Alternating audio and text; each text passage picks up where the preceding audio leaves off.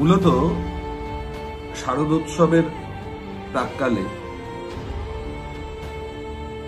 আমরা মা দুর্গাকে নিয়ে সকলেই মেতে থাকি।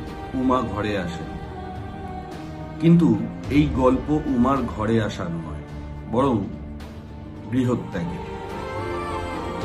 এই গল্প কুসংস্কারের, এই গল্প অন্ধবিশ্বাসের এবং একই সাথে বিশ্বাসের। এই গল্প মায়ের মৃন্ময়ী থেকে চিন্ময়ী হয়ে ওঠার গল্প। এই গল্প পথ দেখানোর গল্প। নমস্কার, আমি অনির্বাণ ভট্টাচার্য। গল্পগুজব চ্যানেলে আসছে আমার একটি গল্প, বিগ্রহ। আশা করি আপনাদের এই গল্প ভাল লাগবে।